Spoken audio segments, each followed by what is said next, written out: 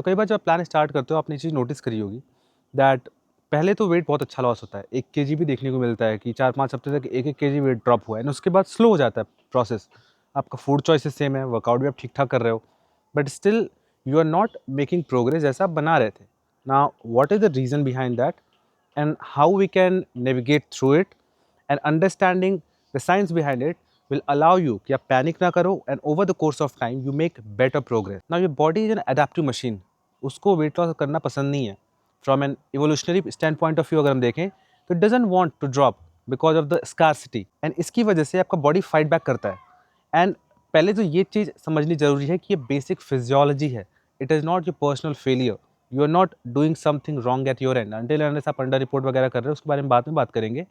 But generally अगर rate of weight loss slow होता भी है आगे जाके 5 हफ्ते 6 हफ्ते में, so it's not you failing, it's just that कि उसको हमें बेटर तरीके से नेविगेट करना है क्योंकि आपकी फिजियोलॉजी काम कर रही है सही तरीके से, वो एक बेसिक पैटर्न है and your body is working fine. In the past 7-8 years of coaching experience I have seen this thousands of time now कि 2 कैटेगरी में इंसान होता है। एक वो मेटाबॉलिक एडेप्टेशन को समझता है, उसके हिसाब से चीज़ों को प्लान करता है। दूसरा कि वो अपने आप को केवल फोर्स करना चाहता है इनटू सर्टेन स्ट्रक्चर।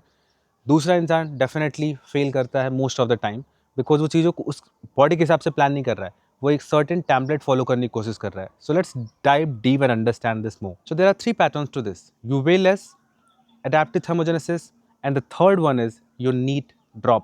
तो सबसे पहला कि लेट से अगर कोई इंसान 90 केजी पे है वर्सेस 80 केजी, लाइक 10 केजी आपने ड्रॉप कर लिया, एट रेस्ट आपकी बॉडी 90 केजी पे जितना कैलोरी बर्न करेगी उतना 80 केजी पे नहीं करेगी क्योंकि smaller body needs lesser energy. तो when you start at 90 KG हो सकता है कि because of deficit water retention and all you dropped 10 KG, but now आपकी बॉडी ओवरऑल लाइक छोटी हो गई है, right? You have lost weight, you have become more efficient and because of that you're not burning as much calories, जिसकी वजह से हम दूसरे पॉइंट पे आते हैं, that is adaptive thermogenesis and basically that means your body become more fuel efficient.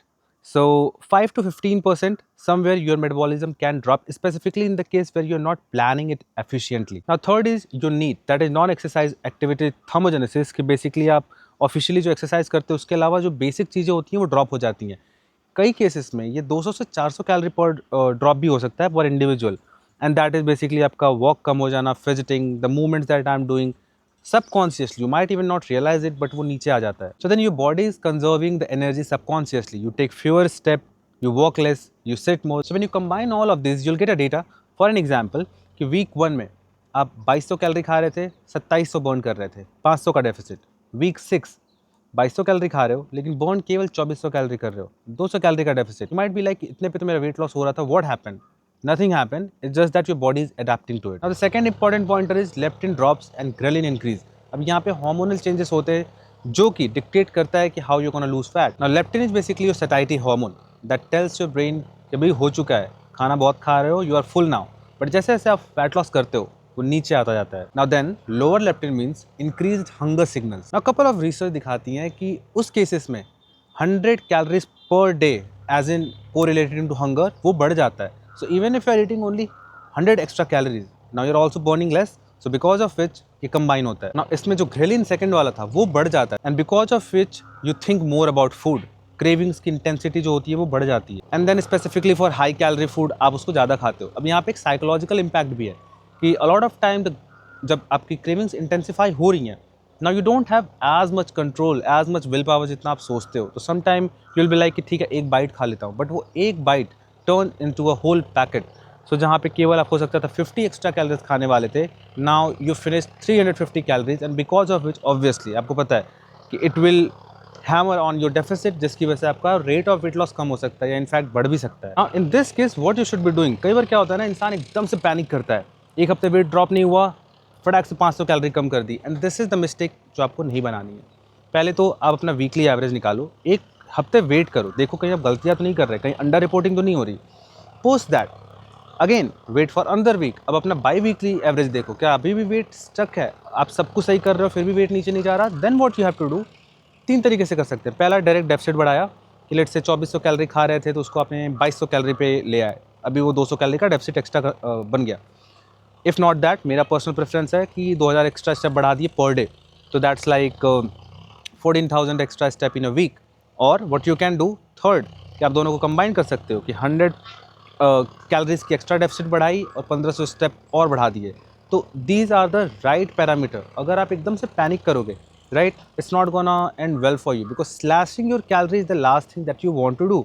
This is long journey, let's say 50 to 20 kg loose करना है, तो आप कैलोरीज को इस तरीके से स्लैश बिल्कुल भी नहीं करना चाहोगे जहाँ पे आप बिल्कुल 1000 कैलोरी 800 कैलोरी पे सर्वाइव कर रहे हो, because what after that, how long you can just keep creating the deficit. So then you have to be strategic about it कि how you're planning that effectively so that कि उसका effect आपके body पे सही तरीके से पड़े, where you lose fat, retain muscle mass, आपका एनर्जी लेवल जिम में एकदम से ड्रॉप ना हो। इसीलिए कई बार आप लोगों को सुनते हो कि डेफिसिट में हूँ, मेरी जो एनर्जी नीचे जा रही है। I don't think so, until ने सब बहुत लंबे लाइक 36 वीक के एक्सट्रीम डेफिसिट में नहीं हो, आपकी एनर्जी लेवल इतनी सिंपली नीचे नहीं जाती हैं। I am in deficit right now और मैंने PR सेट कर रहा हूँ every session. Why? Because I am planning it smartly. So getting lean is all about adapting smartly, data collect करके। केवल दिमाग में ये नहीं होना चाहिए कि अरे मेरा फैट लॉस स्लो हो गया तो कैलोरीज बढ़ा दूँ, लाइक रिस्ट्रिक्शन बढ़ा दूँ या बहुत ज़्यादा कार्डियो ऐड कर दूँ। See 200 gram, 300 gram, 400 gram, 500 gram, whatever your entire weight loss जो हो रहा है एक वीक में, that's still a win. Why you are in such a rush? कई बार मैं ये भी देखता हूँ कि इंसान का वेट लॉस की स्पीड स्लो हो गई, वो कहता है कि अरे यार क्या हो रहा है मेरे साथ। Why you are so entitled in the first place? इतने टाइम उल्टा सीधा खा के 20 kg बढ़ाया है, तो now when you are changing your habits, उसमें बिहेवियर शिफ्टिंग भी तो हो रही है ना। आप जिम जा रहे हो, यू आर ईटिंग क्लीन, तो वेट अगर 2 हफ्ते नहीं भी नीचे गया, इसका इतना बुरा इम्पैक्ट आपके दिमाग में नहीं पड़ना चाहिए, because at the end of the day you are improving, your life is getting better, you are making right choices. तो उसका इम्पैक्ट आपके मेटाबॉलिक हेल्थ पे तो पड़ेगा ही। So do not always be in a rush, in a hurry, and do not panic, क्योंकि इसकी वजह से लोग वेट को रीगेन करते हैं।